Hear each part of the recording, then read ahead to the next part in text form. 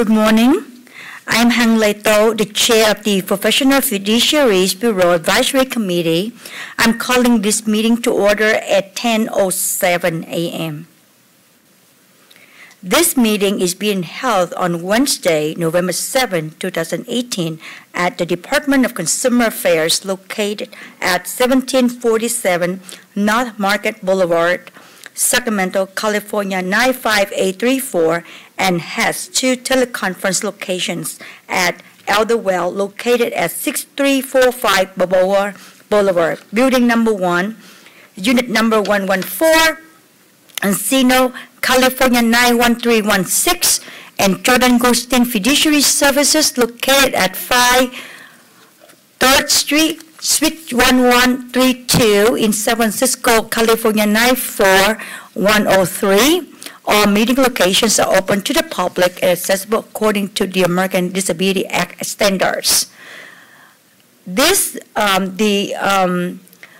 been a by the way, the suite has been changed to a Suite 200 in San Francisco. Notice have been posted in the lobby and at the original suite location.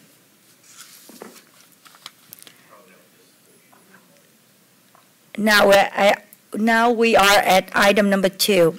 At this time, I would like to ask Angela to call roll to establish a quorum. Good morning. So I'm going to call roll. Hang Lei To. Present. Kathleen Thompson is absent. Jenny Chacon. Present. Barbara DeVries is absent. Eileen Federico. Present. King G. Present. With 4 members present, we do have a quorum. Thank you, Angela. Item number 3. I would like to ask the committee members and bureau staff to introduce themselves. I am Hang Lei To, San Francisco Labor Council. Tracy Montez, Division Chief, Programs and Policy Review. Fred Chanyu, DCA Legal. Angela Quadra, Program Analyst. King G, Committee Member.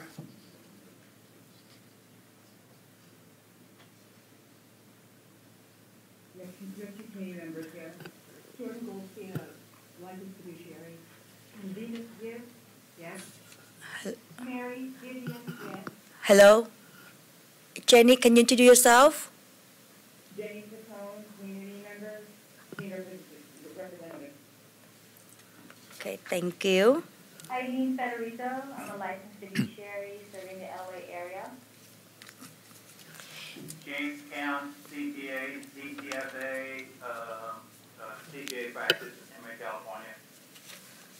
So, thank you for all the committee members. Is there anyone in the audience that would like to introduce themselves? Living Day with Cedar. Mary Vivian. And the reason that I'm here is because I, too, have been victimized by the fiduciaries. Thank you. I would also like to add that our Bureau Chief, Rebecca May, is attending a mandatory 2-day training, so I'm substituting for her today, and she looks forward to seeing all of you at the next meeting in January. Okay, my name is Venus Gibbs, and I'm also here because of being victimized by the hiring of a fiduciary by the court.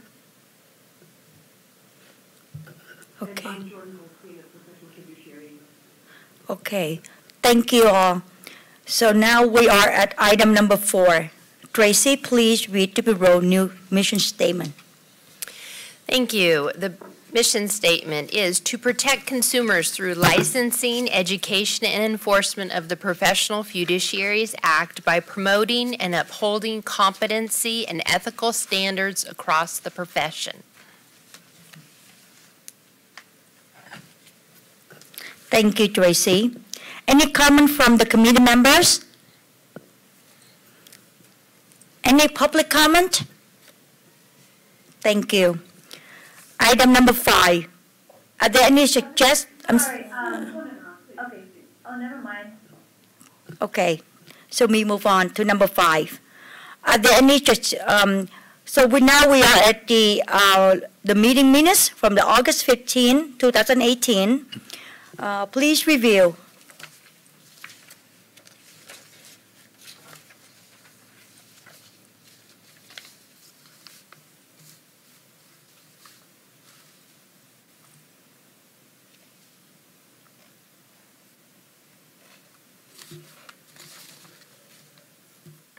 This is Eileen Federico. I move that the minutes be approved. Are there any, is there a motion to approve the minutes?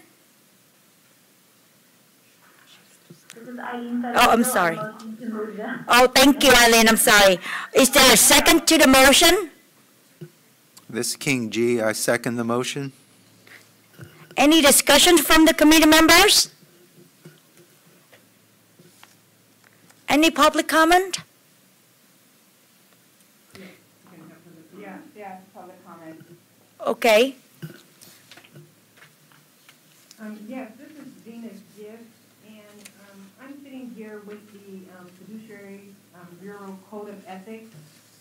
And my experience was with a fiduciary conservator appointed temporarily by the court. Her name was Michelle Tiernan.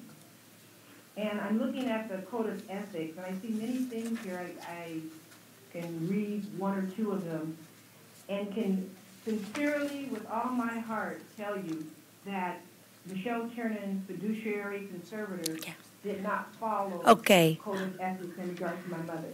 Hi, Jen. Can I pause you for a second?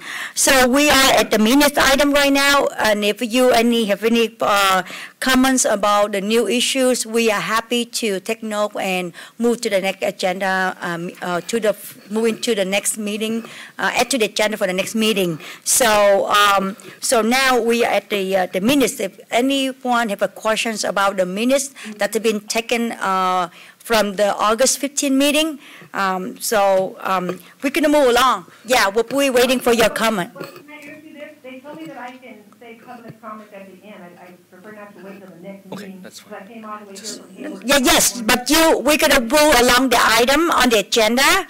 Yes, can you, just hold on. Yes, we let you have comment, public comment. Yes, okay? Okay, thank you. So Angela, can you do a vote by roll call? So the motion before us is to approve the minutes as written in the packet. And I'll take a vote by roll call. Hang Lijo. Yes. Kathleen Thompson is absent. Barbara DeVries is absent. Eileen Federico. Yes. King G.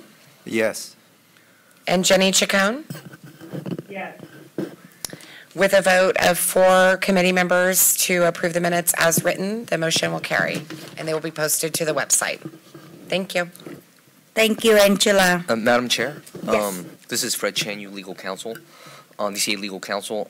In light of the public previous comments, I recommend that the public comments on items not on the agenda, number 13, be moved to right now, so to give the public a chance to comment. Okay, so you, Hi, this is Eileen Federico.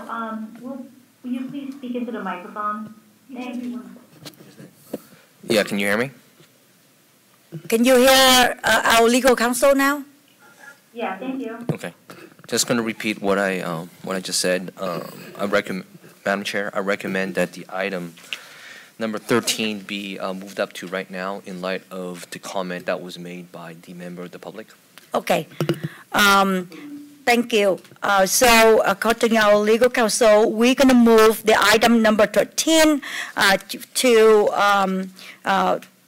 item number 6. So now, is there any public comment on the item that's not listed on the agenda? So Jean, you can go and share your comments. Yeah, so, okay, thank you, Denise.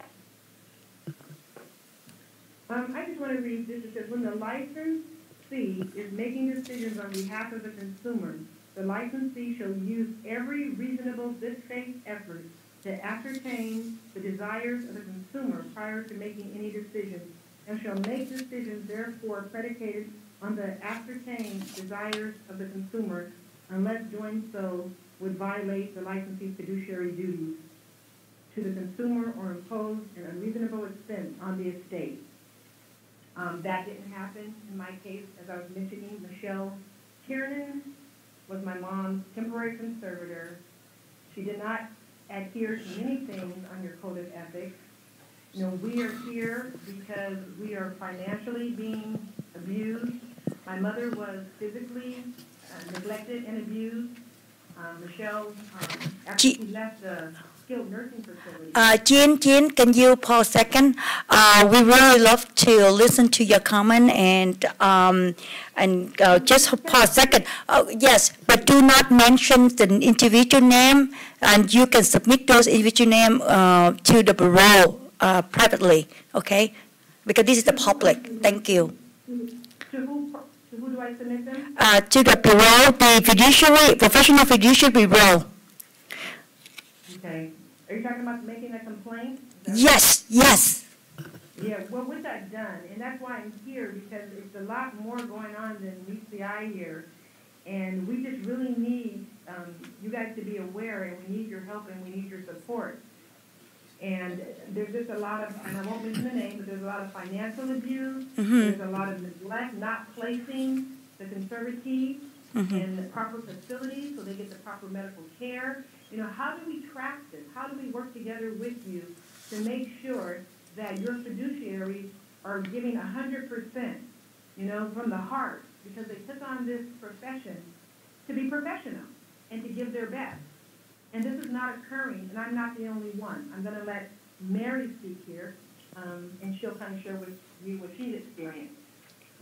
My experience is that... Hi, I'm sorry. Can I, 1 second. This is Angela Quadra, the program analyst for the Bureau. And we're asking that you not use any names because our legal counsel is the one who reviews this, and he is here in the meeting. So he's not supposed to hear the names until it comes time for his review. If you have comments on a specific complaint that the Bureau is in the process of handling or has already handled, you can email us, and you can email myself directly. I'll give you that email. It's angela.quadra, which is Cuadra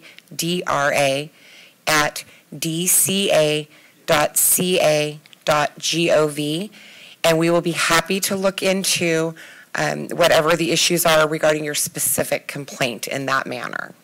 Thank you. All right. Sure, Angela, I got your email right. It's ANGELACUADRA. That's correct. At DCA, and that's ca.gov. Yes. Correct. No dot in between the A and the C.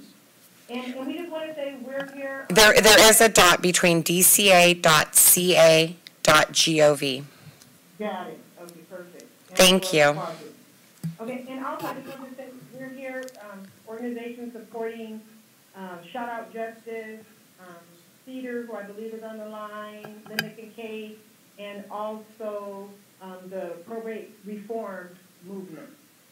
And there's a group of us, a lot of us, we're in numbers because we know there's strength in numbers, that we really want to speak with you, Angela, and whoever we can in regards to this egregious behavior of abusing people through the court system. Who's supposed to be there for justice for all.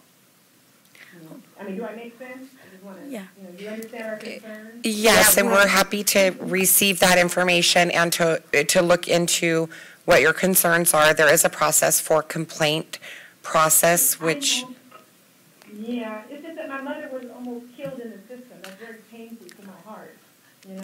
And yes. So Mary, who experienced losing her home. Yes, thank you. I wanted to, may I say something? Sure. Because there are some, there are allegations, if it's time sensitive, one of my ideas is there usually is an attorney that represents the conservatee or the ward, No, and talk I about would. Let me interrupt. Eileen, can Let you me pause a interrupt here. second? Okay. Sorry, this is legal, this is Fred Chang, legal counsel, and now I understand that, the item is for public comments, not on the agenda, but the committee members cannot, and the committee as a whole cannot comment on these matters because it is not on the agenda. And further, as Angela said, these are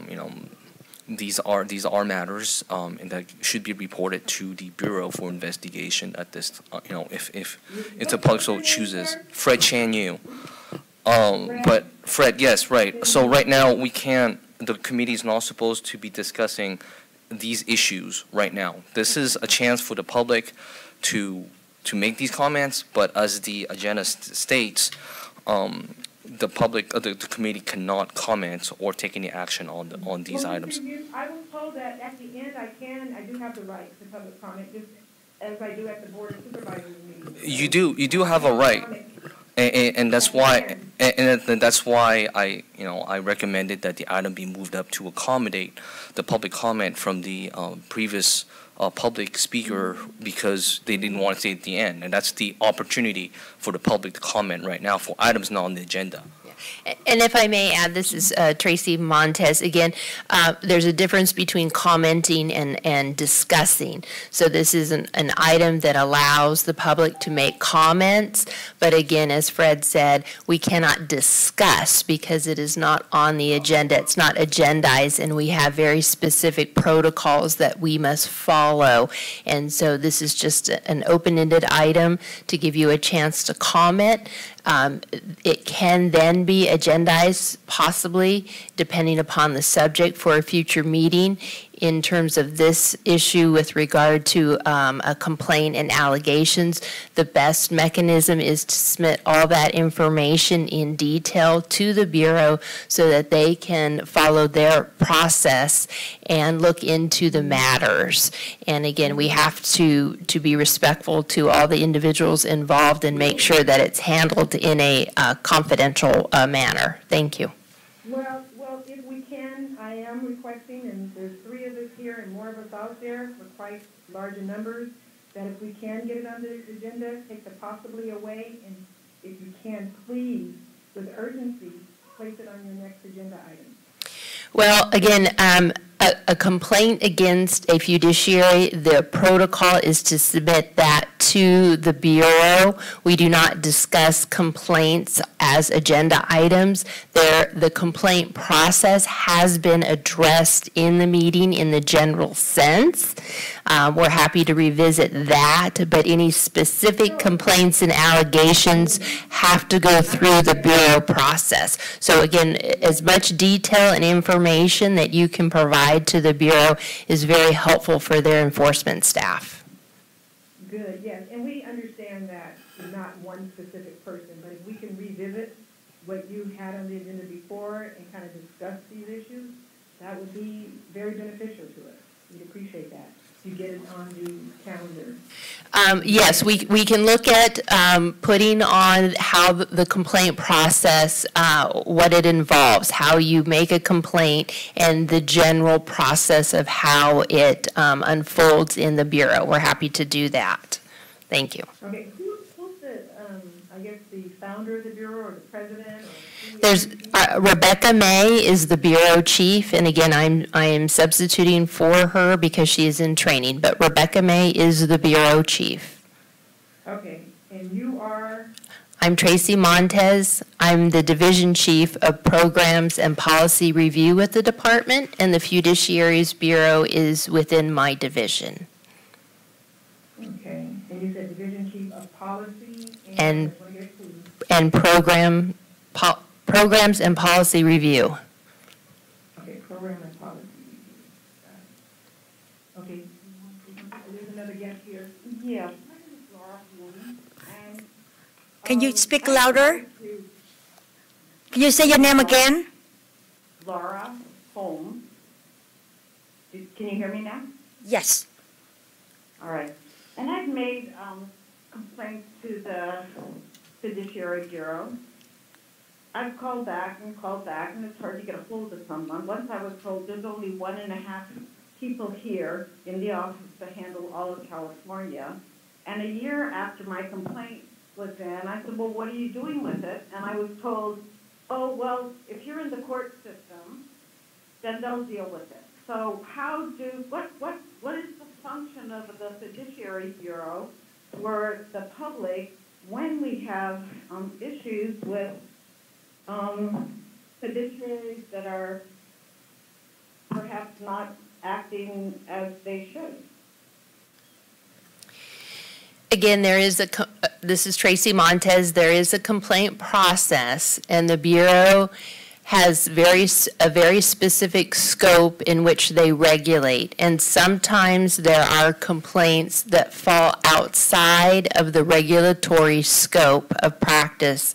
And so therefore, that is explained in a letter from the Bureau. Certainly, if new information arises, a case can be reopened, but there are very specific aspects that the Bureau is able to regulate and enforce. And unfortunately, sometimes there are situations that appear to be related to the fiduciary's work or their scope, but again, it is outside of the enforcement. I would encourage you to, again, contact the Bureau, mention that you were here at the meeting today and your specific complaint, and they can double check to ensure that it was responded to in a timely manner. Yes, it is a small Bureau because we have a relatively small licensee population, but they do work very hard, and we do not have backlogs on our enforcement cases. So again, I would just encourage you to reach out to the Bureau. Well, I hear what you're saying, follow the protocol, but it's not working. You've all been through it. And it kind of kicks you to the side a bit. And, that's why we're going into politicians' office right now. You can check or review articles where we visited District Attorney Nancy O'Malley. Right now we're with the Board of Supervisors, Nate Miley, Richard Vallier, Bob Wachowski, Congressman Lee. We're taking this big because there's an egregious, like I said, abusive, neglectful behavior by a system that the citizens depend on, and it's called the judicial system. Preferably family court right now for us, and probate court. So what do we do when we're using the protocol of the Fiduciary Bureau? And these people are still out there doing supposedly their job. But people are suffering at the expense, of, like I said, just corruption to me. That's allegedly what I'm saying. And the criminal behavior from, yeah, and in the case of my parents, abuse and neglect. And my father died of malnutrition and dehydration after 10 months of fiduciary loss. Pounds. He died 85 pounds. He was full code. We refused to even take him to the hospital. what do we do? So what am I supposed to do when the answer I get from the Fiduciary Board is, oh, well, you're in court, so they'll handle it? Okay, thank you. What's the responsibility of your bureau to the public in monitoring, these fiduciaries that are doing away with the elder population? This is Fred Chan, UDCA Legal. Thank you for your comment. But unfortunately, at this time, because this item is not on the agenda, the committee is unable to answer your question or to discuss it at this point. I know, you guys have said that, and we're going to let it move on, because I know you have other things on the agenda. But I do want to say this, as advocates and victims that we have been, there's many of us, and just this past weekend, I just wish you would, I just hope you guys are able to see this film in the near future. We reviewed a film at the Alameda Film Festival called The Guardian. And it has to do with Las Vegas, Nevada, and what they experienced with guardians and conservators stealing elderly out of their home against the family's wishes. And so we are intentional, and we're not going to stop. And like I said, I know you can't discuss it, but if you somehow can meet with us and speak, there's people we're speaking with named Rick Black. You can look him up on YouTube. His family experienced this behavior. It's nationwide. And we just don't understand how fiduciaries can get away with this. We're hurting. We're asking you not to just push us aside. People have lost their loved ones through this system. Help us, you know, because we're going to keep going until we get help. That's all I can tell you. We're media bound. We've already talked to media, television programs, radio. Please join us. You know, we're not trying to, dismiss that you have fiduciaries out there that have good work ethics, you know, and that are responsible. And just like we know there's still some good attorneys out there somewhere, but we don't know them. Our experiences are bad, and there's a lot of us. What do we do? Help us. Yes, my name is Hang To, and I represent for the Public Voice, and I really, really appreciate for your comments here, and we learned so much, and then we will take note of that, and thank you so much for sharing all of the public comments, and it's so grateful since I've been here for 2 terms, and so we can continue moving on for the next agenda item. Okay, can I get your name, please? We have more public comments.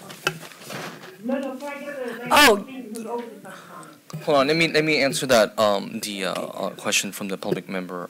We moved it to accommodate some of the certainly, and you know what, and also would recommend that a public comment also be made available at, prior to the end of the meeting for those public members who Yes. have come in late. So Can we move on to the next agenda item, and then we're going to do the public comment at the end as well?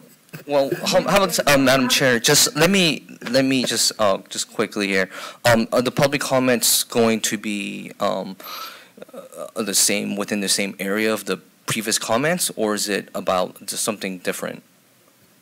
It'll be about something different through association. I just want to get the lady's name who was speaking, who's heading the lady. Okay. So that's all I wanted, but we can move on. I can get it at the end. Okay, so. Well, Madam Chair, sir, it's up to you if you like to come up now, if you like to wait till the end. Okay. Oh, okay, thank you.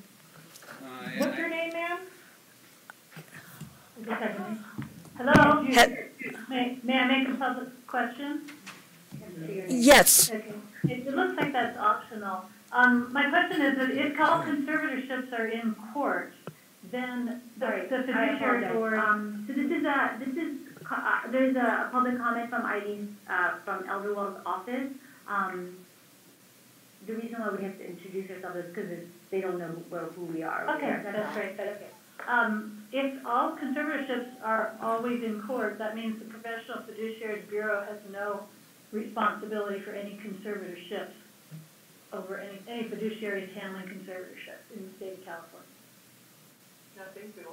That seems to be what was said. That was what was said. So if the fact that it's in court excludes PFB involvement, then it sounds like there's no supervision at all or oversight of conservatorships in the state of California. That is what Laura Holt was told. That's what we were just told.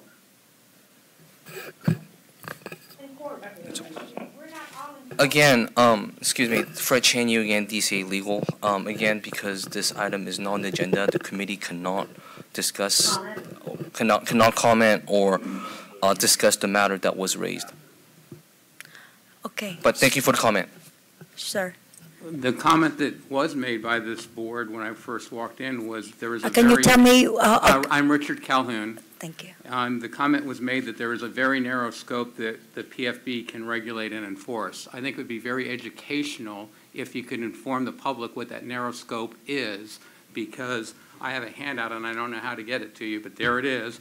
Line number 2 on that handout is DACA's Department of Consumer Affairs guidelines on referral of investigations. I have looked at that carefully, and I don't see how a single complaint done to the PFB Will could, you please speak into the microphone? I don't see how a single complaint could, for the PFB, could ever make it up to DACA's priorities. So right there, we're hamstrung, because financial is not even on that list, and we'll get into that in a minute.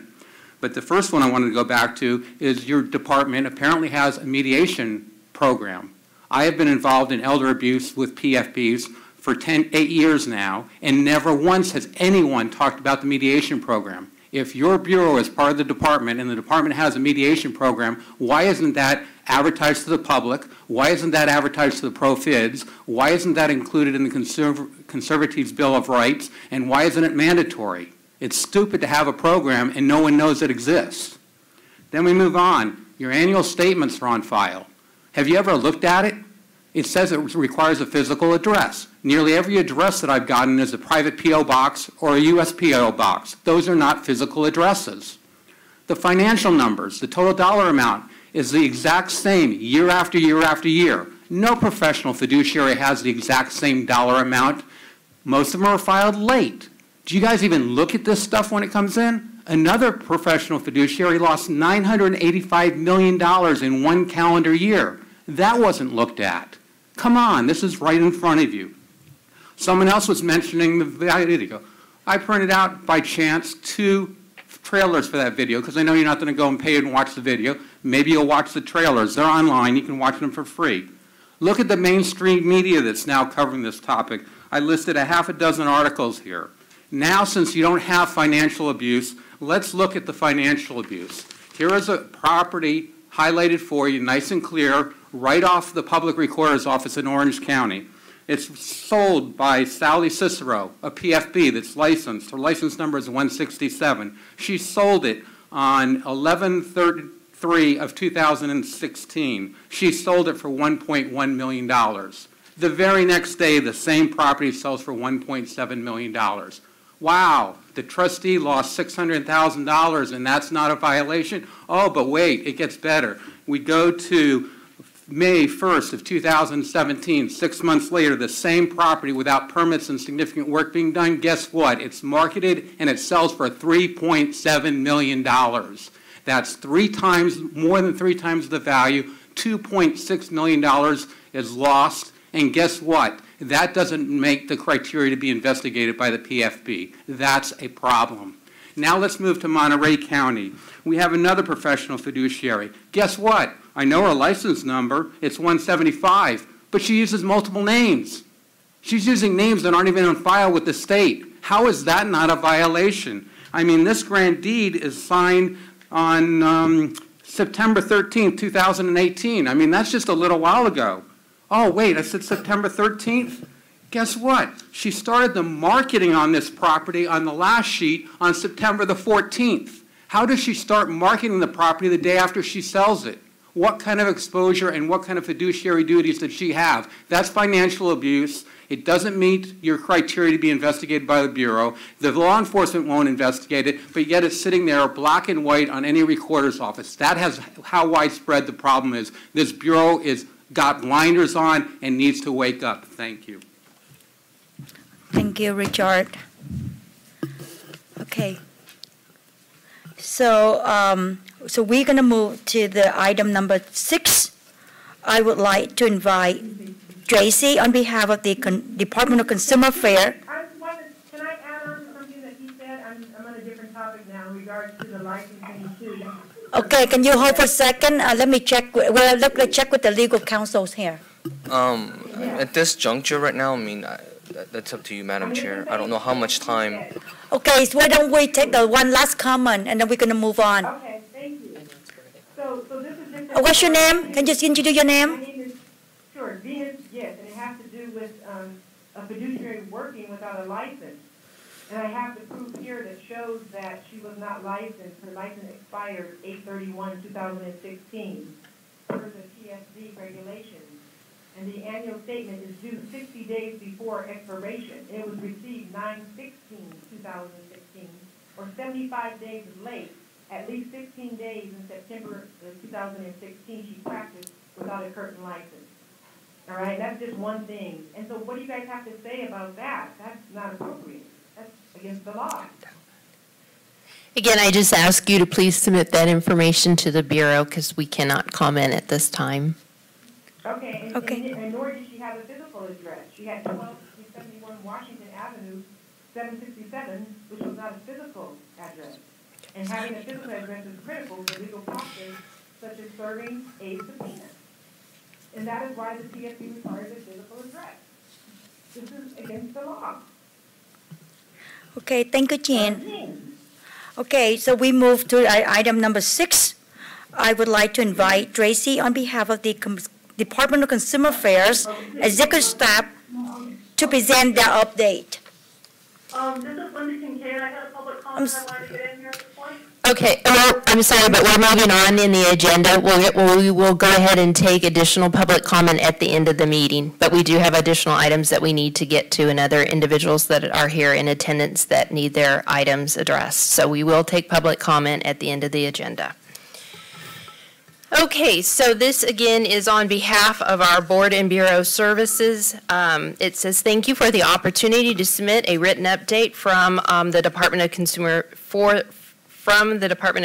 Affairs Board and Bureau services. The first item that they would like to address is the Director's quarterly meeting. On October 29th, the Director hosted the last 2018 Director's quarterly meeting. At this meeting, DCA provided an update on the Executive Officer Salary Study and shared the draft plan to implement AB 2138 by July 2020. We will provide 2019 meeting dates as soon as they are available. For the licensing enforcement work groups, they continue to meet to discuss business processes and establish best practices across the boards and bureaus. In September, the enforcement work group began to explore performance measure 4 and ways to standardize performance measure 2. In October and November, the Office of Information Services Data Governance Team previewed an interactive reporting tool to promote openness and transparency in the reporting of performance metrics such as the annual reports data and the quarterly enforcement performance measures. The tool is designed to be interactive and intuitive and allows users to create custom analysis and visualization. So these are ways, again, to help the Board and Bureau programs report data. DCA's Future Leadership Development Program. The department held its kickoff meeting with the second cohort of the Future Leadership Development Program in September. As you may recall, the FLD program was an initiative launched in August 2017 to develop the best and brightest among the department and its boards and bureaus into its future leaders. The program includes executive mentoring, customized leadership training, and project management. This year, 7 individuals were selected to be groomed for future leaders of the department, and they wanted to thank Chief May for her continued support and participation in the steering committee. And as always, please let us know if the department can be of service to the Bureau, and if we have any questions, we are welcome to contact Christopher Cristillo, who is the Deputy Director of Board and Bureau Services. Thank you. Okay. Any comment from the committee members on the item? Any public comment from on the item? Thank you, Tracy. So now we are at item number 7. I would like to invite the Department of Consumer Affairs Budget Office to present the budget update.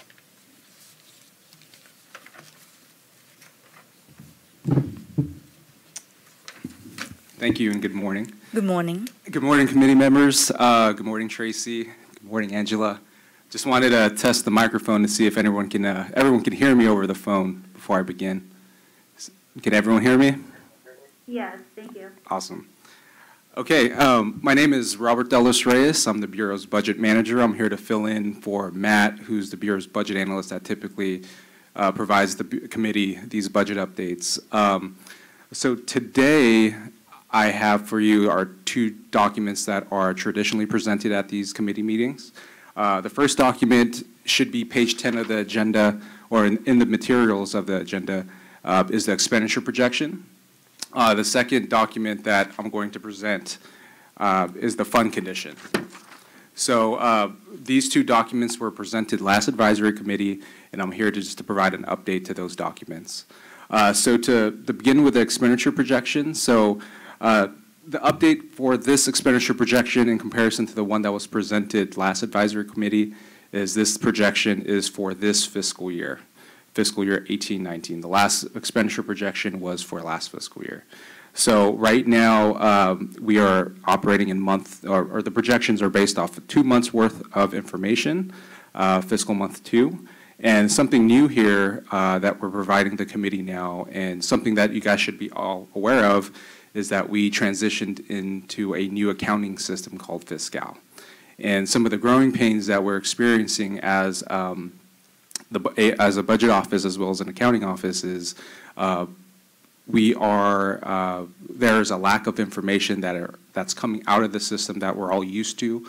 For example, monthly reports that we're all used to seeing and help us plan for monthly spending or annual spending, it's not as available as it once was. So there's some things that we're doing as the budget shop to mitigate some of that uncertainty. So something that's new on this new expenditure projection is that we provide 3 years worth of historical information to what the Bureau spent. So the 3 first sets of columns there, that shows that historical information is typically used as a discussion point when we work with Bureau staff and to help estimate some of these budget line items. So with the lack of information, we use that in combination with other things.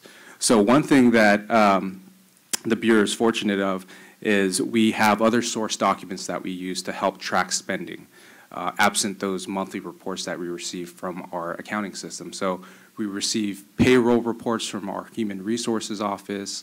We also receive monthly reports from our Attorney General's office. And luckily enough, those budget line items make up a good portion of the Bureau's budget. So having that information handily available will help us track a good portion of the Bureau's spending. So really no concern there, knowing that we do have growing pains in transitioning the new accounting system.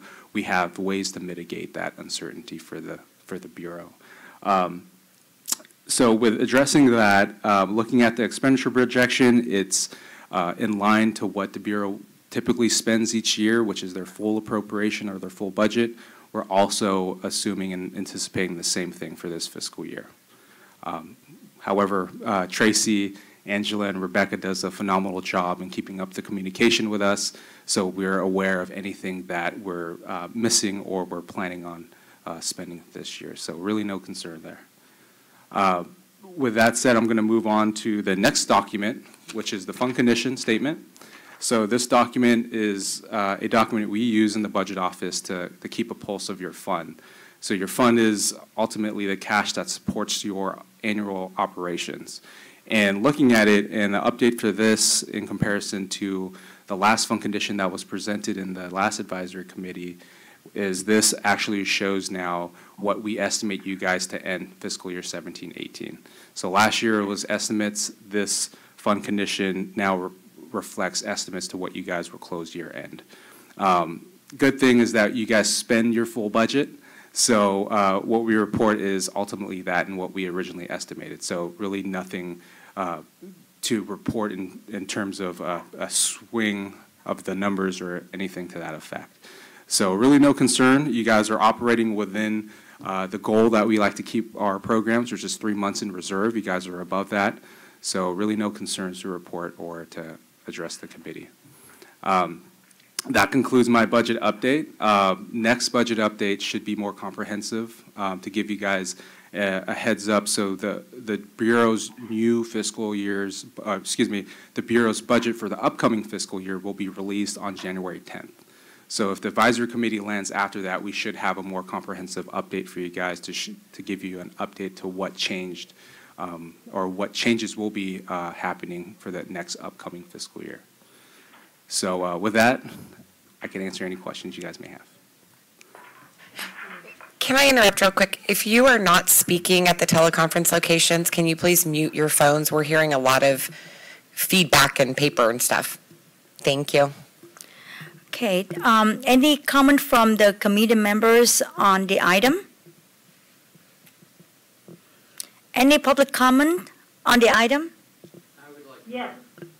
Hi, my name is Terry Williams. I'm in the Encino branch this meeting, and I have a question on the budget expenditure, or at least a projection. Earlier, it was mentioned that there's no mechanism for enforcement, but yet enforcement is embedded in the expenditure projection. through the Attorney General, the Office of Administrative Hearings, evidence and witness fees. What is the mechanism to get to that part so that people can address the abuses that they're experiencing? Hello, this is Tracy. Budgeting for it, it has to exist, right?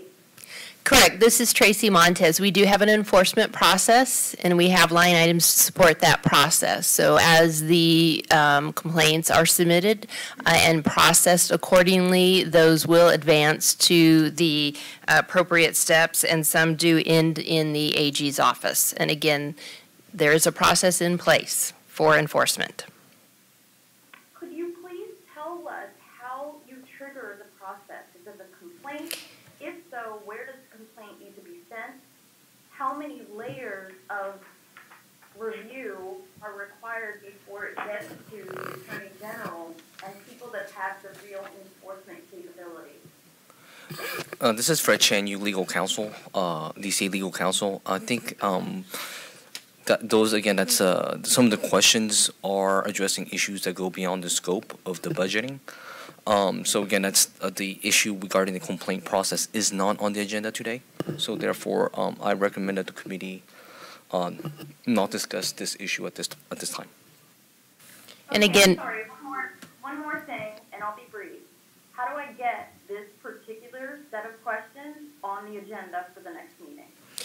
we have noted that the public would like us to revisit the complaint process, so that has been noted.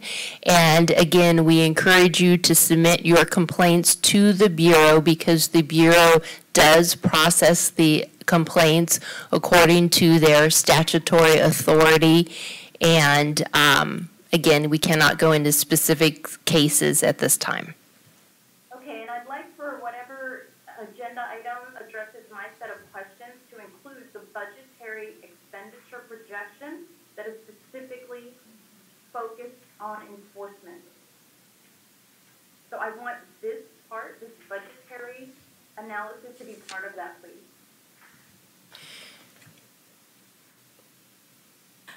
Now we move to, now Richard. Richard Calhoun, I would like to talk about the expenditures. I noticed that in fiscal year 15-16, it was $48,000, and this is for enforcement.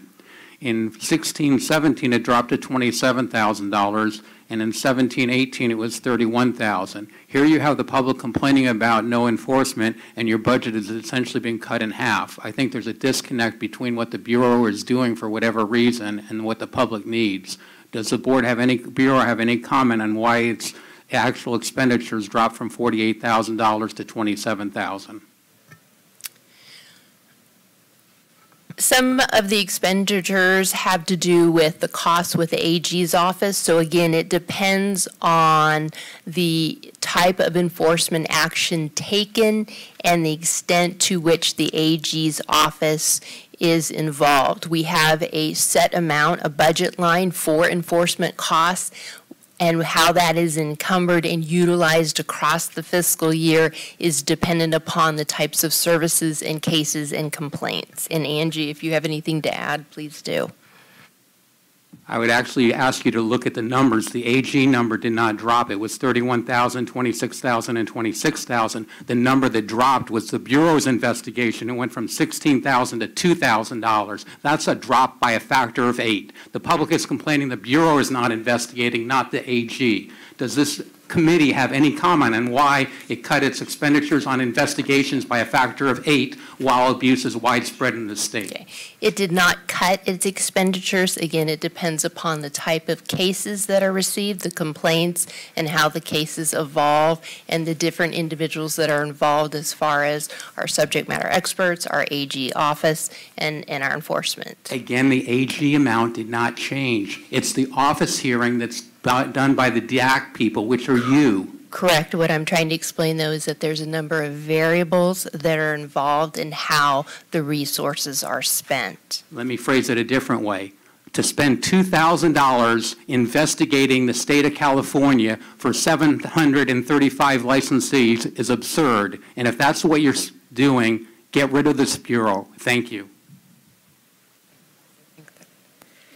There's one thing I wanted to say on that, because I think that on each of these are the actual expenditures for the year, and those are 3 different line items. So the first 15-16 is $31,300 for the AG's office, plus $16,140 to the Office of Administrative Hearings. So that it's more, it's not that the budget was 31 and we spent 16. These are to be added together. You're clearly not listening. I said the first year is $48,000. You get to $48,000 by adding the 31 and the 16. So I know what the numbers are saying. What I'm complaining about is the Office of Administration Hearing, which I believe is what the DAC does, went from $16,000 to $2,000 from one fiscal year to the next fiscal year. That's cutting by a factor of 8. You're cutting $2,000 to do administrative hearings for 7,000 licensees is absurd.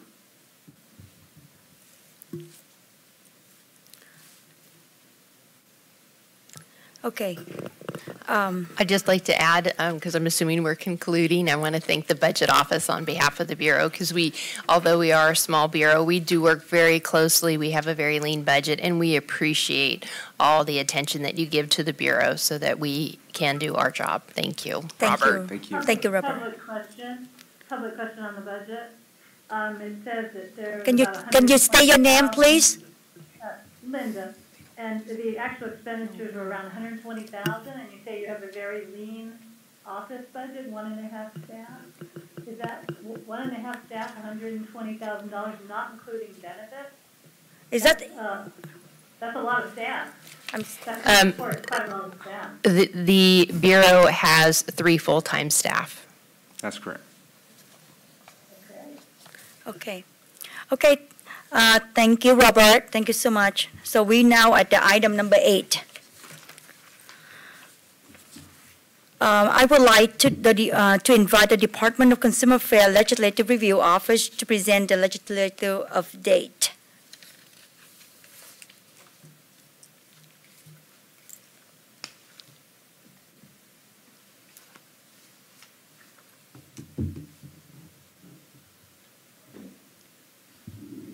All right, good morning, folks. My name is Alex Millington. I am an analyst with the Department's Division of Legislative Affairs.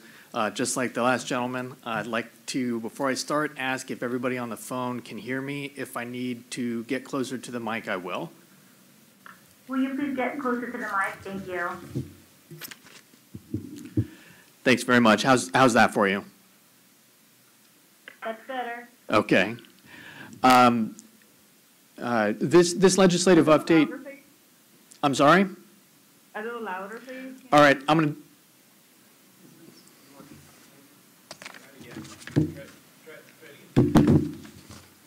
How's that? Is that sufficiently loud? Oh, no. Just talking to the mic.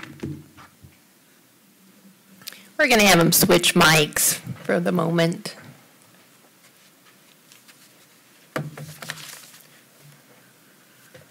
Okay, ladies and gentlemen, I've moved over to this mic. How's that one? Much better, thank you. Okay. This legislative update is going to be a little bit different than the ones that I've given on previous occasions. The legislature is not currently in session, so there will not be any new items in your information. The line items or the pieces of legislation that are in there are the same as they were at the last meeting. So I'll just briefly, at the beginning, give an update as to important legislative dates over the winter. There's really only 2. On December 3rd, the legislature will reconvene, or I suppose rather it will convene the beginning of the 2019-2020 session. And on January 21st, statutes that were enacted through 2018 legislation will take effect unless they are otherwise noted in their respective pieces of legislation.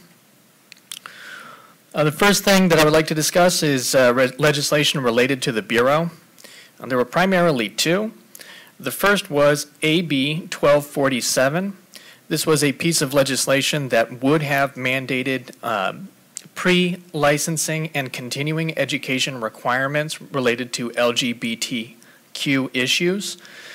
That bill was vetoed by the governor, and I've included for your reference in the November 2018 status the governor's veto message. Any questions about AB 1247?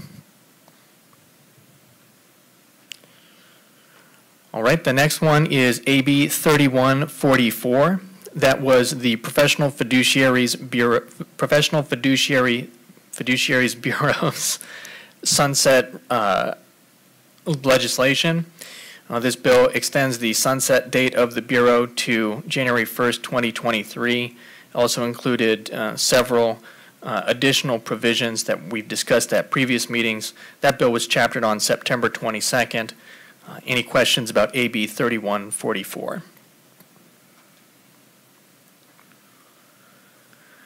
The next bill is SB 909, the Uniform Trust Decanting Act. As discussed at previous meetings, this bill allows a fiduciary of an irrevocable trust to distribute the property of a first trust into one or more secondary trusts. That bill was chaptered on September 14th. And after that is SB 931, relating to conservatorships. This bill expands the authority of a person or their designee in charge of providing mental health treatment at a county jail to allow that person or designee to recommend a conservatorship for an individual determined to be gravely disabled. These two bills were chaptered on September 14th and September 17th, respectively. Any questions about either of those two, SB 909 or SB 931? This is Eileen Federico. I have a question about SB 931. Mm-hmm. Do they reference if this is part of the LPS or the Letterman-Petrie-Short type of conservatorship, or are they talking about general probate conservatorship? Give me 1 second and let me look this bill up.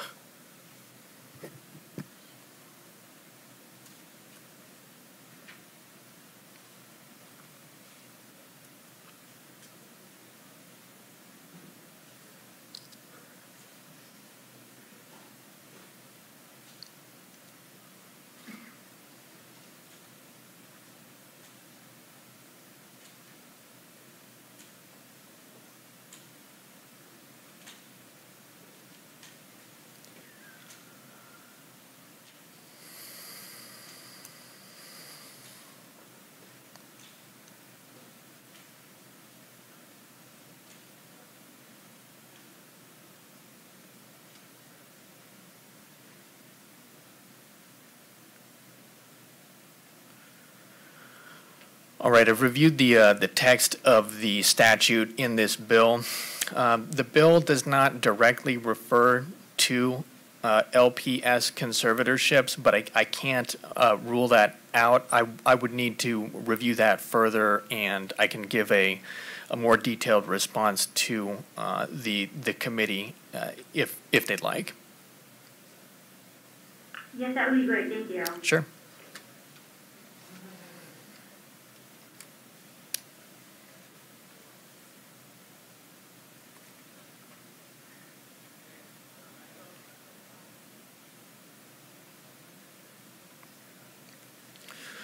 Are there any other questions about those two bills, 909 or 931?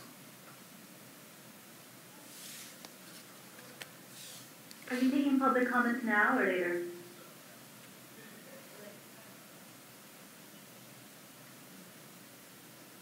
We can take it at the end or after Alex or done on the bill.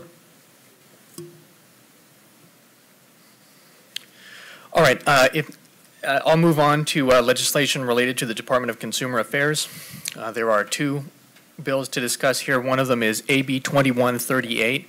That is the bill which changes the circumstances in which a criminal history can be used in the decision-making process for licensure. Just like all the other ones here, we've discussed that at previous meetings of this committee. That bill was chaptered on September 30th of this year. Any questions about AB 2138?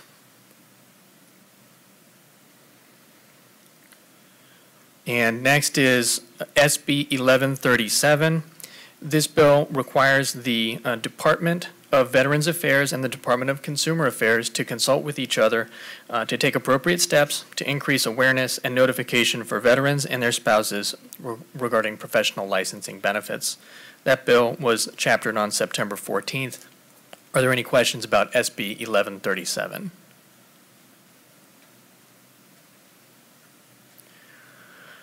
All right, and then lastly, this last section here contains 4 bills that we have previously discussed. These bills, 2113, 2236, 2426, and AB 2750 have all previously been chaptered. Are there any questions remaining about those bills? Hi, this is Irene Federizo again. I wanted clarification on AB 2113. Okay. So if a guardianship or a conservatorship terminates upon the death of the ward or the conservatee, how does, so does the conservator still have the ability to pay final debts, like funeral expenses, final caregiver costs, final utility bills, etc.? I just wanted that clarification.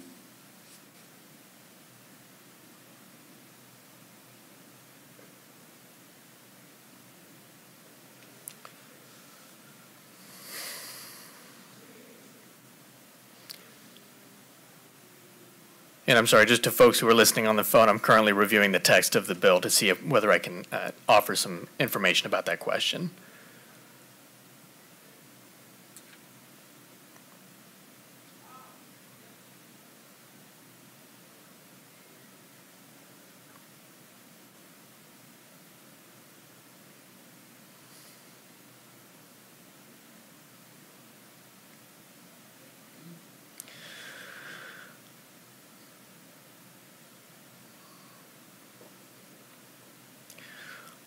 So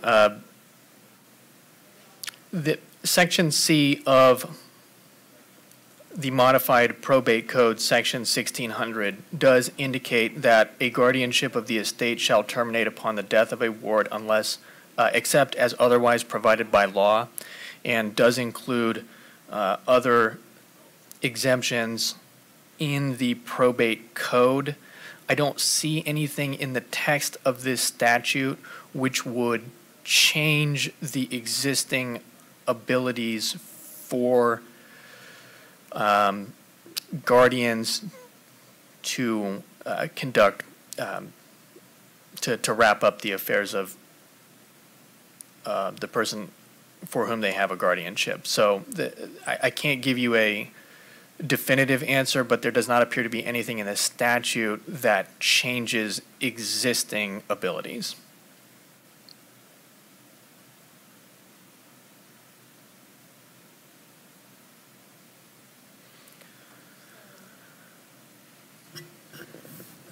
Thank you, Alex. Is there any additional comment from the committee members?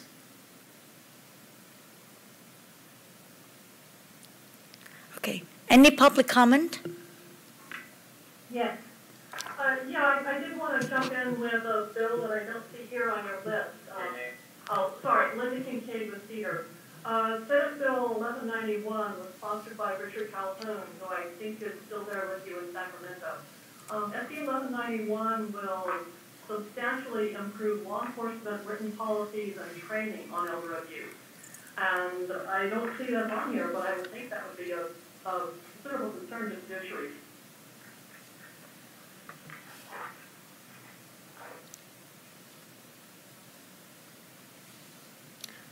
Okay. Okay, thank you. So now we are moving to item number 9. Tracy, please present the Bureau updates. Thank you. Tracy Montez. The application licensing and enforcement statistics are in your materials if you would like to follow along with me. These numbers compare 2-year data through the end of October 2017 and 2018. So you can look, this was a request by our advisory committee member some time ago to do comparison type data, and you will see that complaints received have gone down. Complaints closed have gone down. We had a bit of a backlog, so we were able to close quite a few in October of 2017, but we are still on pace closing them, and you can see that our average days to close is down from 215 days to 113 days. So again, this is some information about complaints and so forth. Are there any questions about the complaint statistics as presented? Okay, I will go on to the licensing statistics. Again, a two-year fiscal comparison. You will see that we have issued 1,073 licenses. We have 741 that are active. So again, this is an increase over last year. I'd also like to note that AB 3144, the bill that extended the Bureau's existence, also included the option for an experience-only pathway. And this should, we hope, give individuals another opportunity to seek licensure. So hopefully we will see our numbers increase over time. And any questions that you may have about these licensing statistics?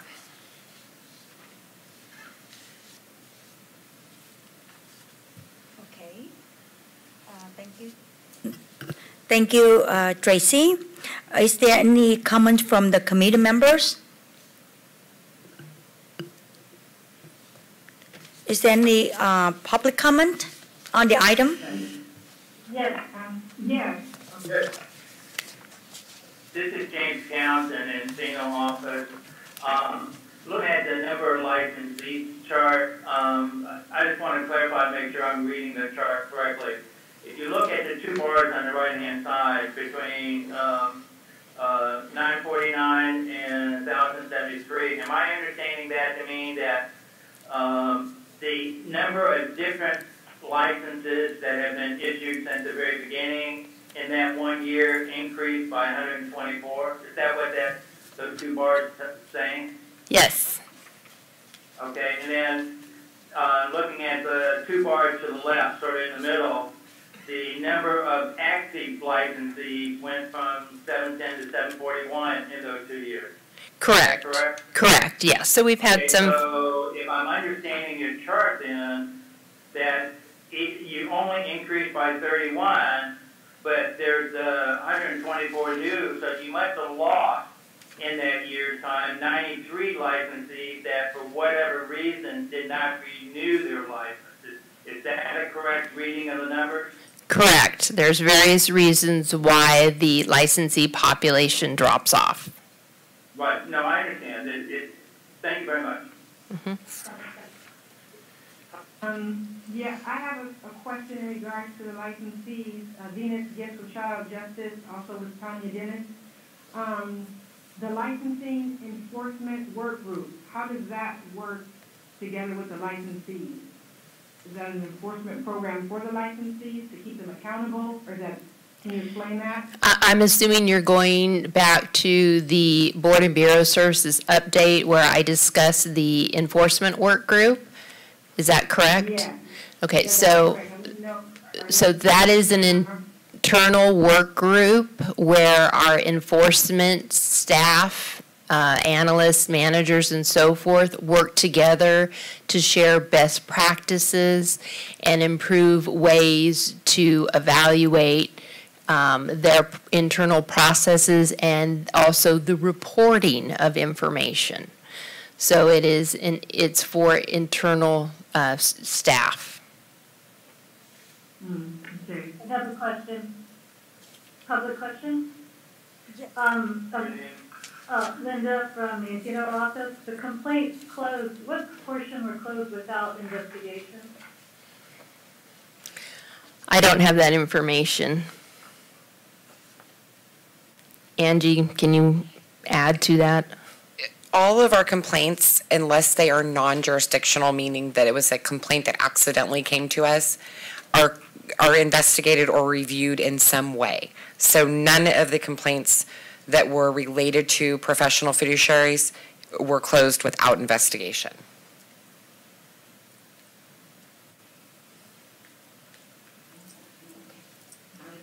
I have a question. Ms. Richard Calhoun, I have a We have another public comment at the Encino office.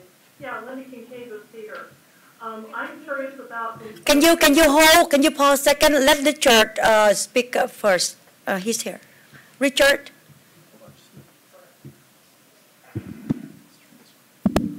This Richard Calhoun with Cedar. I have a question. I have a question regarding the total number of licensees between the 2 years. I see it going from 949 to 1,073, which is an increase of 124. But yet, during that same period of time, there was only 22 new licensees. How do you get an increase of 124 total licenses if you only have 22 coming in the door?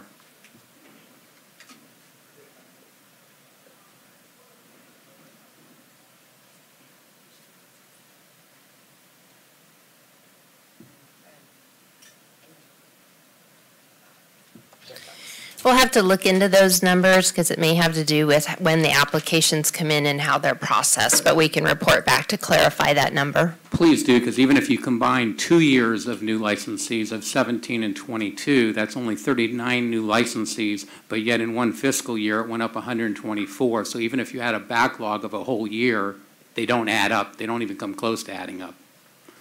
Yep. Let's go back to the number of complaints. On this, what I'm looking at is the ratio between the complaints received and citations issued or AG and cases initiated. It's only about 10%. What I'm really curious is what happens in other bureaus and other departments in the state of California. My experience is in the real estate department, which used to be the real estate bureau not too many months back.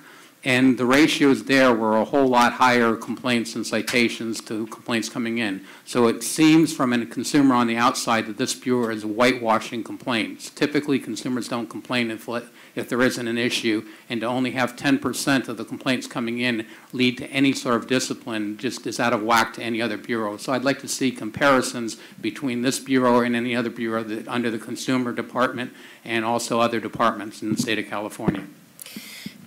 May I ask for a clarification? Could you be a bit more specific on maybe some examples of some programs, some either boards or bureaus that are similar in size? Because again, this is a very small bureau with a very small population, and we have over 200 licensed professions in the department. So is there a particular area or scope that you'd like us to focus on? Because that's just the Department of Consumer Affairs as we license over 2.4 million professionals. That is why I sat there and did it in a percentage. Here, only 10% of your complaints result in a disciplinary action whatsoever. What's that compared to any other bureau? Is it 90%? I'm not worried about absolute numbers because, yes, it's 740 licensees. There isn't much thing here. In fact, I believe the consumers would be better off in this state if we got rid of this department or bureau and we told people that the professional fiduciaries out there were unlicensed like they were before LA Times articles, because then we know it's the wild, wild west. Right now we're giving the disguise of being investigating, but if only 1 out of 10 complaints goes anywhere, any one of your bureaus, pick 10 random ones, I don't care what they are, I think you're going to find out that the ratio is much higher. Also look at the number of complaints coming in the door, somewhere around 135 a year compared to your number of licensees, 730. That's like 1 in 6 licensees getting a complaint. I don't think any other department or bureau in this state has anything close to that kind of ratio. The real estate department has something like 300,000 licensees. If they had 1 in 6 coming in the door, that number would be 50,000 complaints coming in the door to the Department of Real Estate. And I don't know what the number is, but I could wager a lot of money it isn't 50,000. Okay, thank you. We will go ahead then and choose a sample and provide that information on the next agenda. Okay, thank you. Any additional comment, public comment? Yes.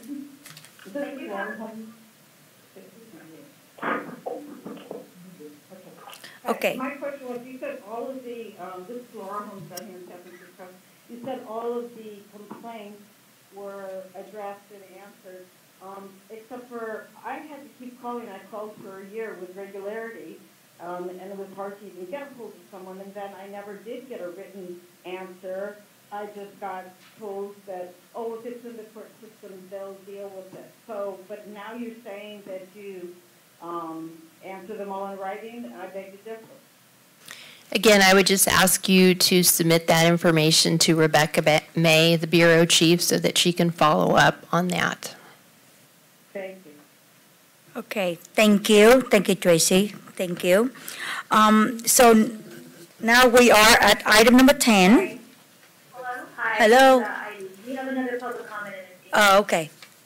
Hi, Terry Williams here again. Sorry, it's really brief. I would like to see you all add a section to the licensing statistics thing that specifically speaks to those that lost their licenses due to complaints or prosecution.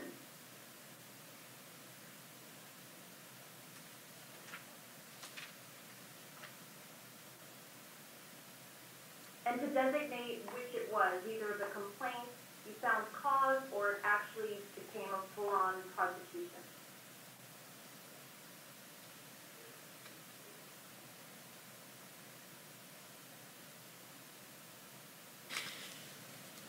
Okay, if there are no other public comments, I will move on to my other two items, outreach events. Hi, this is one more public comment. Yeah, Linda Kincaid with Cedar, and I have a question about the complaint process and your role in it. I know a number of complaints have come in with evidence of criminal elder abuse, and I don't think those complaints went anywhere, but isn't anyone at the PFB a mandated reporter? Doesn't anything get reported to law enforcement?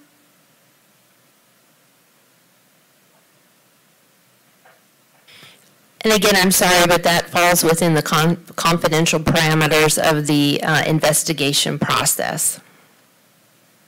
Well, I guess it was a general question. Is anyone at the PFB a mandated reporter?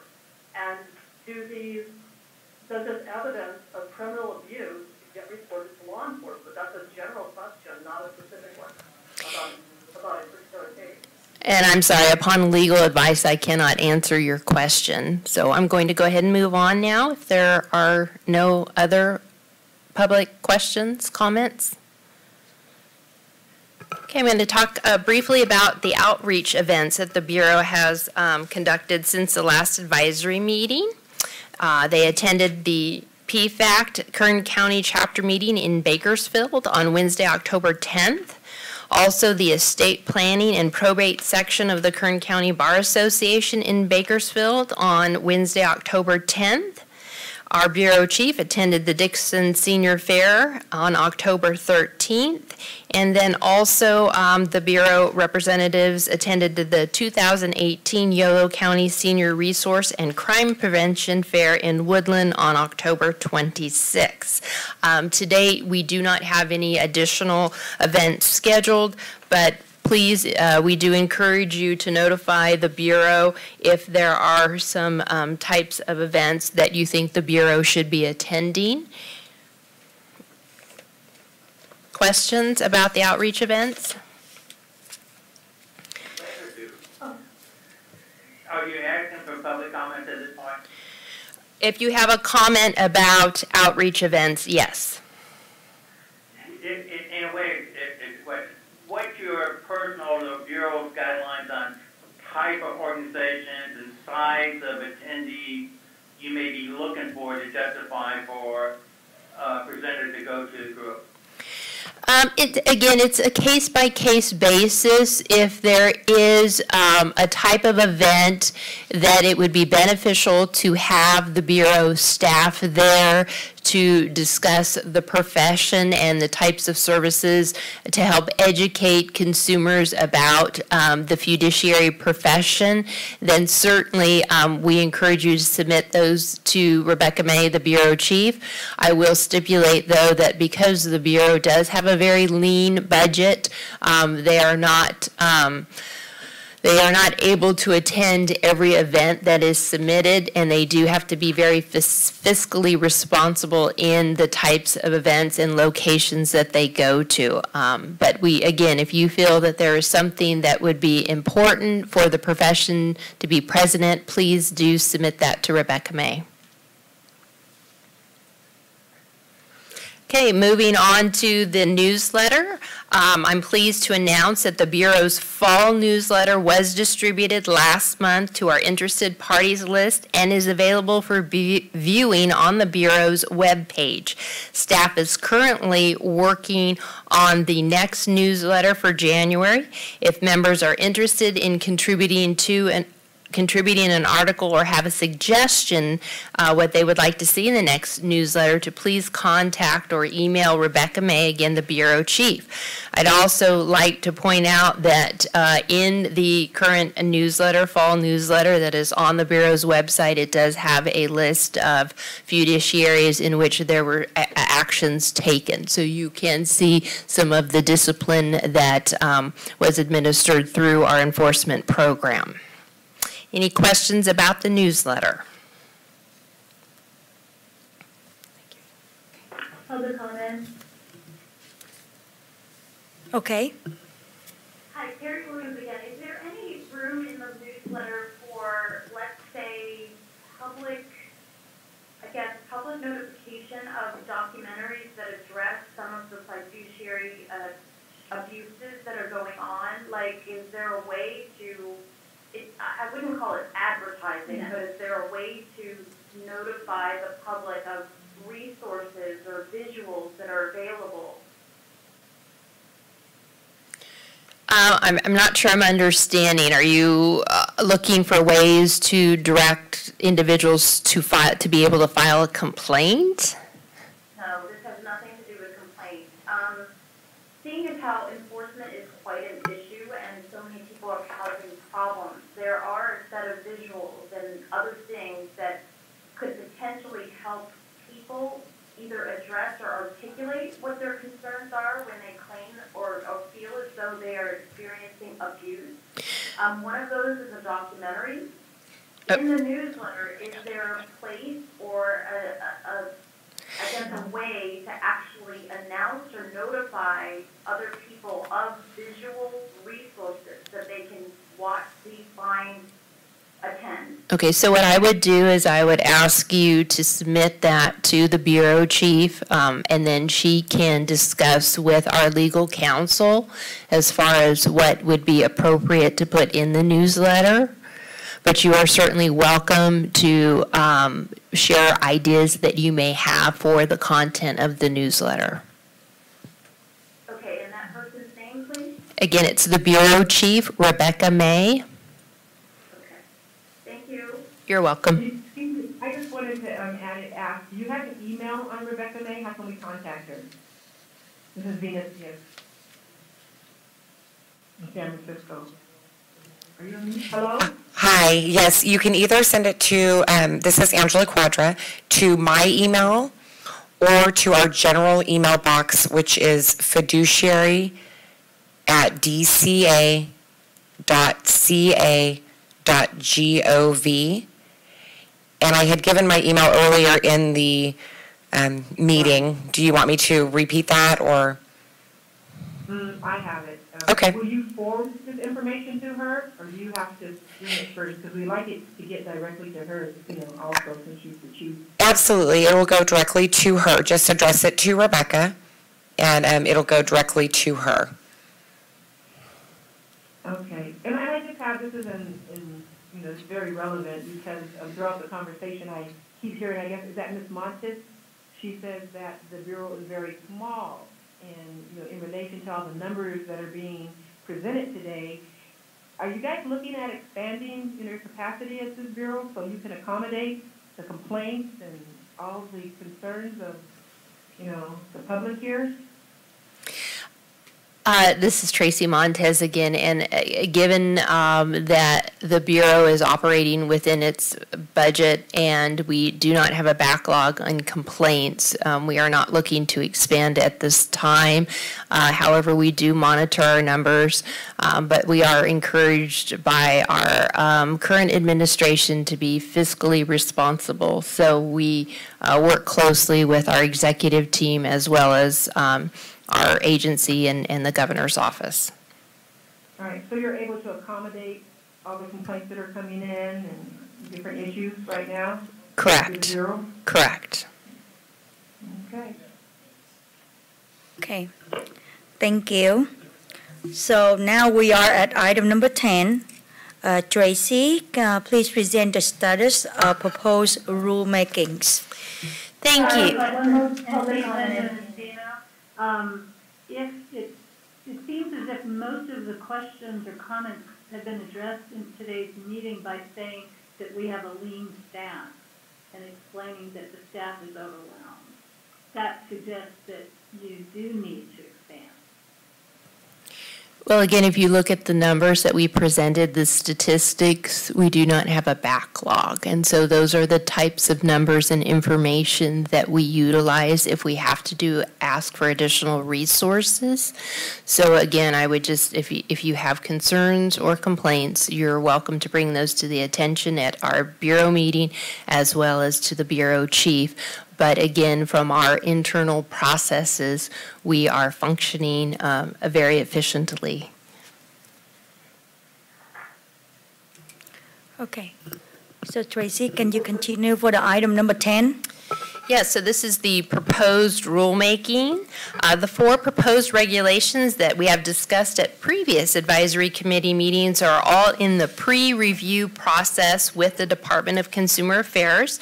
Bureau staff are consistently checking in with the department for updates and will keep you apprised as these move through the process. And we do work very closely with our legal counsel, and we have these 4 packages: inactive retired license regulation, client notification regulation, advertising regulation, and some proposed amendments to various citations. So again, we are making progress and appreciate the feedback that has been received at each step, and hopefully we'll have a more significant update at the January meeting as we get closer to that time.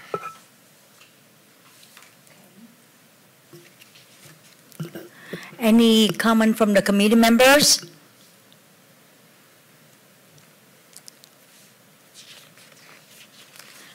Any public comments on the item number 10? Public comment. Hi, with respect to number 4600, your authority to issue citations, is there any provision that it also be forwarded over to law enforcement for criminal elements? That is outside of the scope of the fiduciaries. Oh, sorry, I'm going to let Freddie. Yeah, this is actually a question that's outside the scope of the proposed rulemaking here, at least the items listed on there. Maybe that can be addressed at a future time. Okay, great. I'd love it with all the rest of the stuff that I've asked for at this point. Thank you.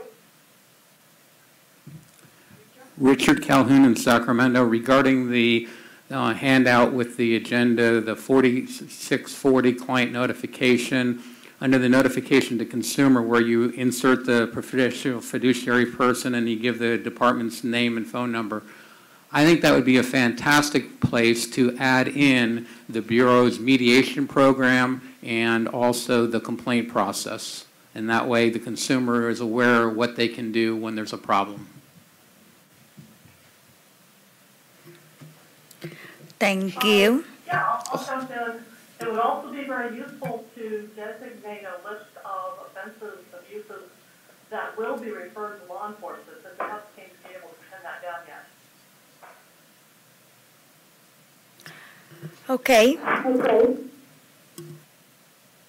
Any additional public comment? Okay. So now we move on to the, One more, Bernardino.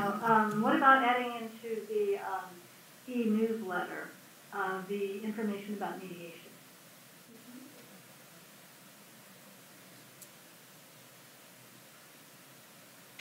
And just to address the mediation portion of this, the Department of Consumer Affairs no longer has a mediation office.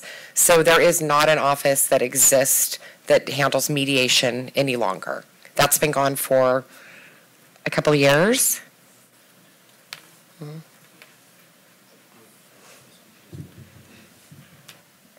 This is Richard in Sacramento.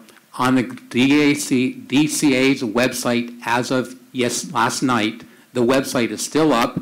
There's a URL, dca.ca.gov/consumer/mediation_programs.html. If that program is closed, DCA needs to update their website. And if it's closed, we got a bigger problem than we thought we had. Thank you. We'll look into that because we do have different types of mediation programs. So we will make sure that the one that is being requested pertaining to the Bureau's enforcement, we'll look into that. okay. Thank you. So now we are at item number 11. Angela, what item have you recorded from our meeting today as a future agenda items? Okay, so I have several items that I have recorded, and I'm hoping I haven't missed any. First, we are going to, these are all items that may be added to a future agenda item for one of our meetings.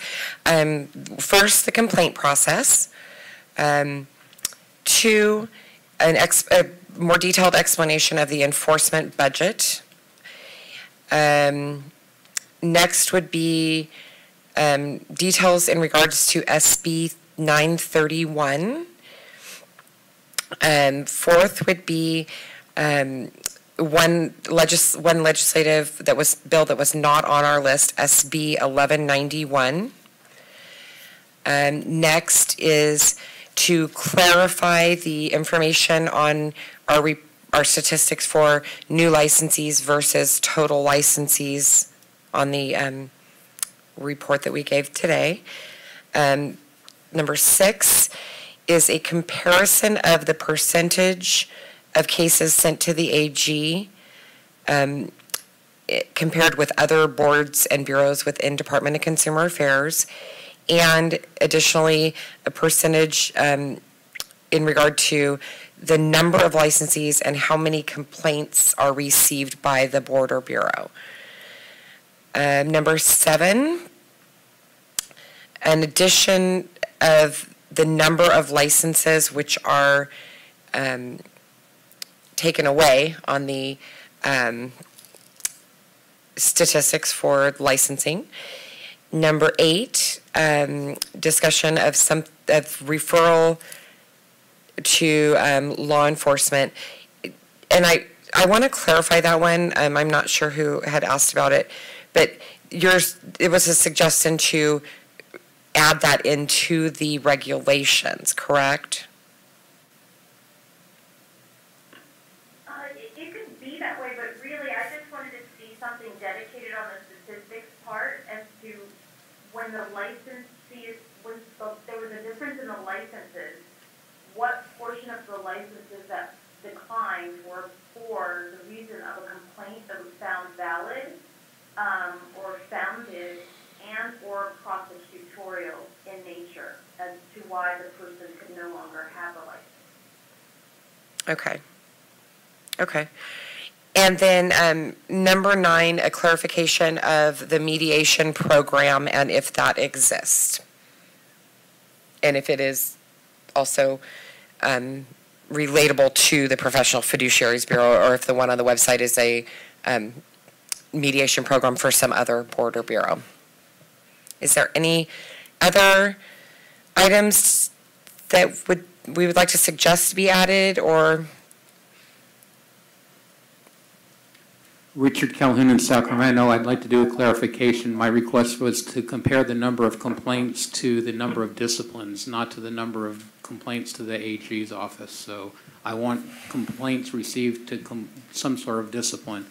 And not on the list is I would love to have a clarification from this group what the narrow scope that the PFB can regulate and enforce on. Because I have read the regulations by going to the actual statute, and it seems to be pretty broad.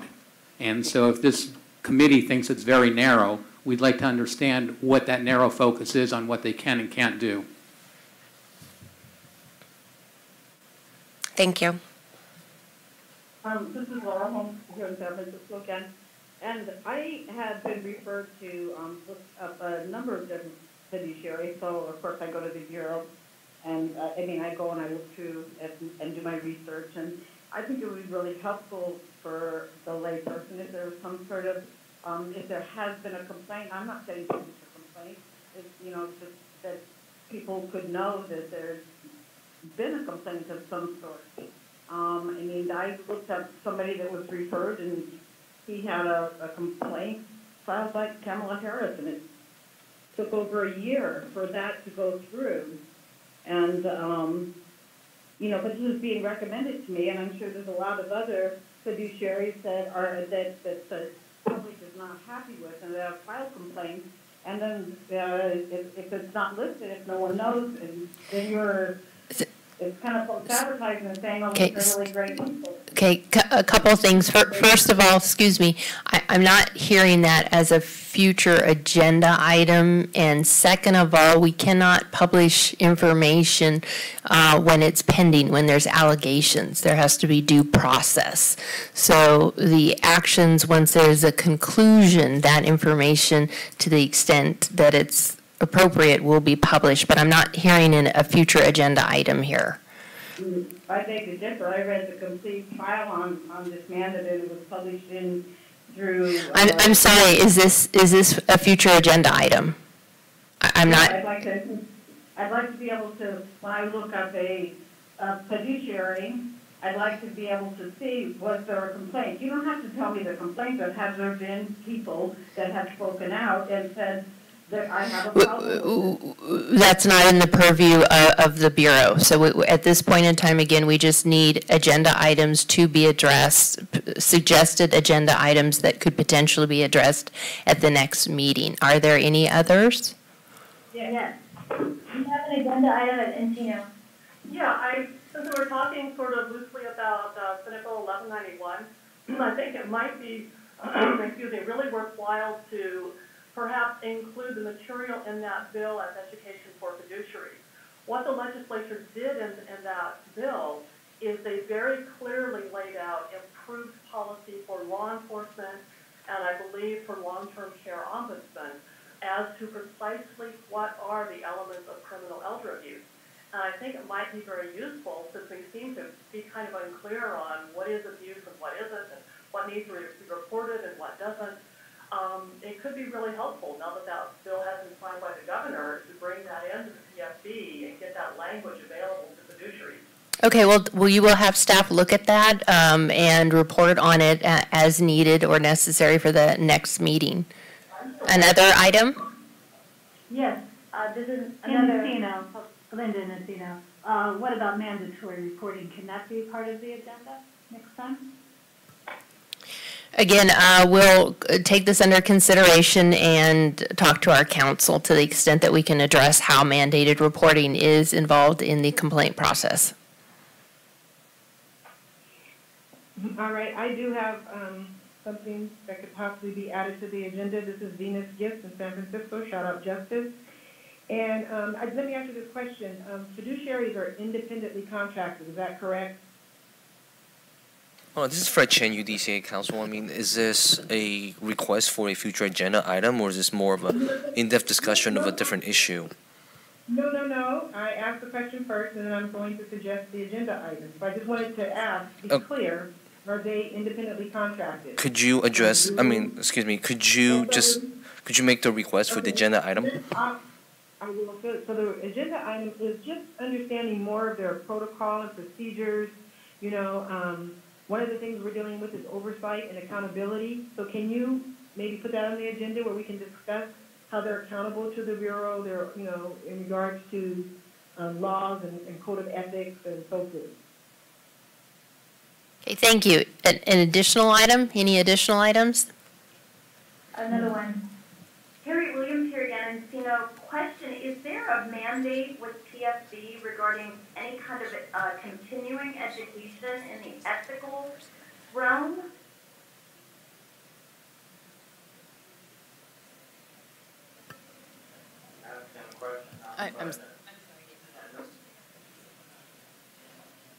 I'm sorry, can you repeat that? Your request for your agenda item? It simply was, I wanted to know if you currently have any kind of mandate for continuing education of the ethical nature. If not, could we place that on the agenda to discuss it? We do have a 2-hour requirement. And I do need to emphasize that all of these items that are coming up are considered suggested items and have to be considered in terms of the time for the meeting and so forth. So we appreciate all of this information and we will do our best to address them, but they may or may not be on the agenda. They may have to roll over to the next meeting that happens.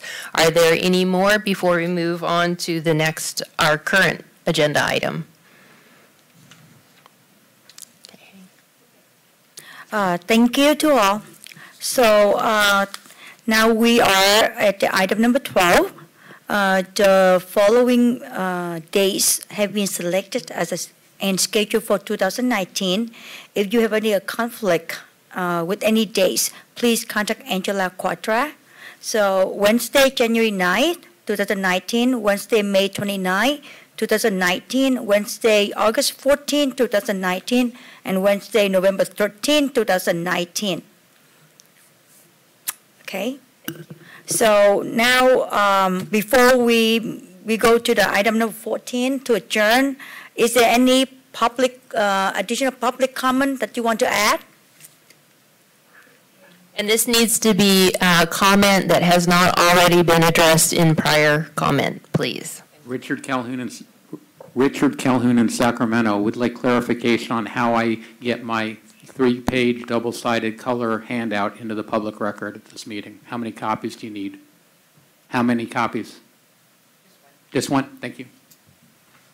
Can I approach? Mr. Finish? I do. I have a comment, if it's my turn. Venus, yes? Yes.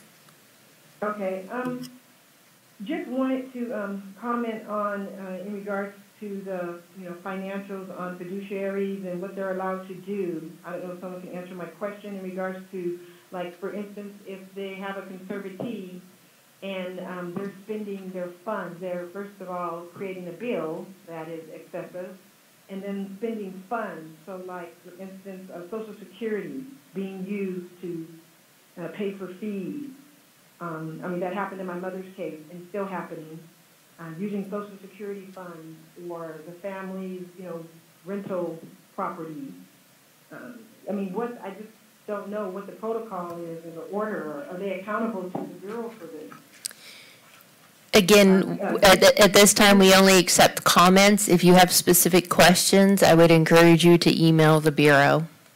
Right. Well, it's a comment, in regards to, their work ethic.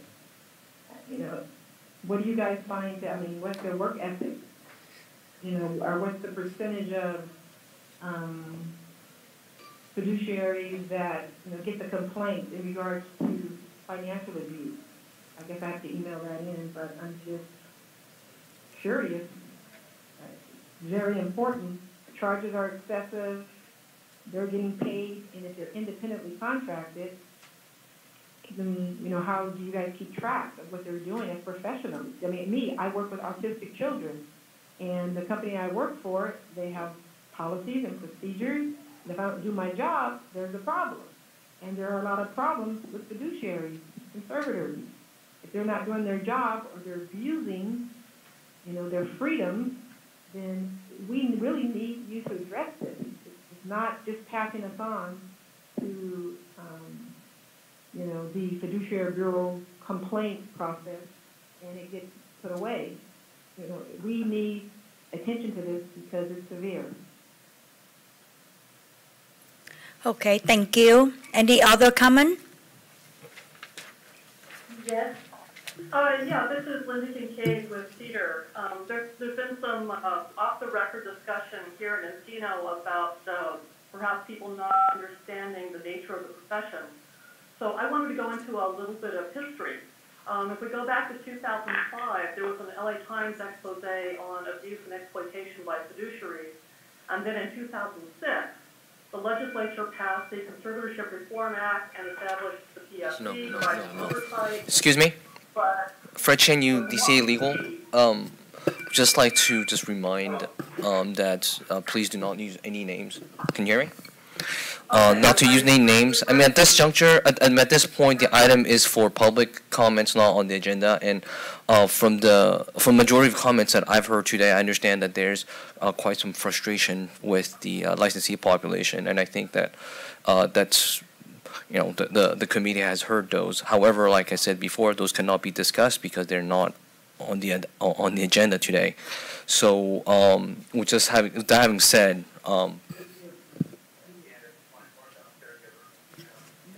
Okay, can I continue? Yeah. Am I allowed to mention names of fiduciaries, or can I not mention those names either? No, you may not. And again, we need to keep it to a comment and not a presentation. So if you have a comment to make, we're more than happy to take the comment. I'll make a comment about LA County, where there was a particular fiduciary who was written up in 2005 by LA Times being exceptionally predatory. And as of today, that fiduciary, we'll call her fiduciary number 1, and her client conservatee number 1 is imprisoned, isolated, chemically restrained. He often has unexplained injuries, and there's major predation on his estate. Let's move up to Monterey County, and we'll call her licensee number 2. Although she was mentioned by Richard Calhoun, and she goes by a couple of different names, so we'll just call her the licensee number 2. And we'll talk about conservatee number 2 was isolated the last 2 years of her life. Conservatee number 3 was imprisoned and isolated the last 5 years of her life. Conservatee number 4 is still alive, but she's been imprisoned and isolated since 2012. Conservatee number 5 I refer to as the one that got away. Conservatee number 5, the court terminated the conservatorship. The lady is back in her home, back with her family. But she does not necessarily see this as a win because the 6-month conservatorship cost her $500,000. All of her life savings are gone, and the conservator put a reverse mortgage on her home, so she's not sure if she'll be able to have anything to live on going forward. Let's go up north to Alameda County. Where am I? Am I on fiduciary number 3 now? And I think he also has a practice of imprisoning and isolating his conservatees. I think I'm at conservatee number 6, who's been isolated since 2017. Now localizing a little bit more to Oakland, I think this would be fiduciary number 4 and conservatee number 7. And this story was covered recently by the Orange County Register, and the story reprinted throughout the state, but we'll keep it confidential and just call her conservatee number 7. She's been imprisoned and isolated since 2012. This licensee, I think we're at number 4, has denied over 150 requests to visit conservatee number 7. So the legislature at this point is starting to ask why the PFC is not controlling their licensees. But families, as you may hear, are asking for justice. Okay, again, thank you for your comments and did note all of this information. And again, I encourage you to continue to work with Rebecca May, the Bureau Chief, and I will turn it back over. I have a question. Again, we only take comments at this time. We cannot answer questions. Okay. A fiduciary, in order to discredit a family member who is qualified by saying that that person is incompetent and unstable without an evaluation. How is it possible? Okay, again, that is a question and it's not a comment, so I'm going to turn it back to our chair, Hang. Okay, so thank you so much, and I think that we're gonna close right now, and we listened a lot, and thank you. I have one more public comment. So this can be one last one, okay? Because we ended 2 hours meeting. Yeah. Are there any questions from the PSB to members of the public? I would think you might be interested in information. At this point, the committee cannot ask any questions of the public that are not, cannot engage in discussion with the public on items that are not on the agenda. So, we can be reached by email. well, there are certain issues with that, so, but that's. Again, we would encourage you to contact the Bureau because, again, we have certain protocols for open meetings, and so we ask you to direct your comments to the Bureau. Right. Can I just ask you this? If we were having some sort of public meeting or with politicians or what have you, would you guys be able to come out and represent us and support us? Is there someone that we can name you can give us? Again, that question should be addressed to the bureau chief at a later time. Again, the committee cannot discuss or take any action on any items not on the agenda. Okay, so thank you so much for all the committee members and also all the public members that are coming in to share your input and your comment today.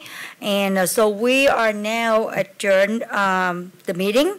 And so the meeting is adjourned at 11:59 a.m. Thank you.